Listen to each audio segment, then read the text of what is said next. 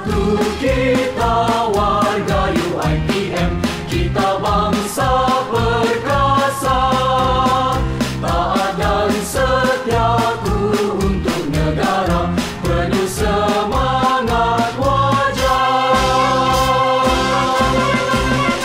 Kita jangan mudah terlupa pengorbanan perjuangan anak bangsa. Kita jangan mudah terleka kemajuan keamanan yang ada. Kita berterima kasih pada pemimpin-pemimpin negara. Kita rasa penuh bersyukur kerahmatan kemuliaan darinya. Kamilah penyambung pewaris bangsa, kamilah pejabat bangsa Malaysia, kamilah warga berwawasan untuk negaraku.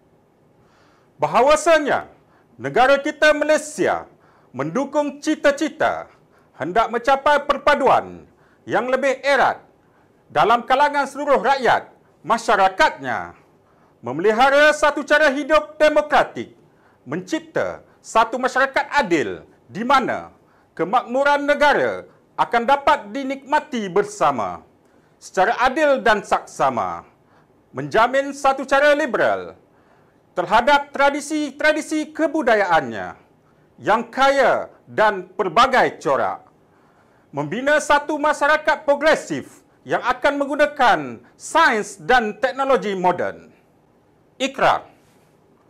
Maka kami, rakyat Malaysia, berikrar akan menumpukan seluruh tenaga dan usaha kami untuk mencapai cita-cita tersebut,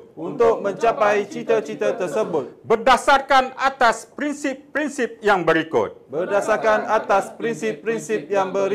Kepercayaan kepada Tuhan, kesetiaan kepada raja dan negara, keluhuran perlembagaan, kedaulatan undang-undang, kesopanan dan kesusilaan.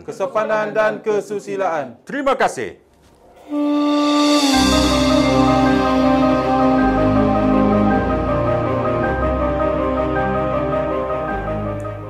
Assalamualaikum warahmatullahi wabarakatuh.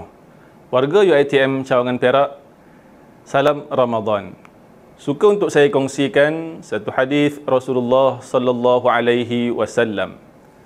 Qala Rasulullah sallallahu alaihi wasallam, "Man shama Ramadan imanan wa ihtisaban, ghufira lahu ma taqaddama min dhanbihi. Wa man qama Ramadan imanan wa ihtisaban, غفر له ما تقدم من ذنبه ومن قام ليلة القدر إيمانا واحتسابا غفر له ما تقدم من ذنبه متفق عليه."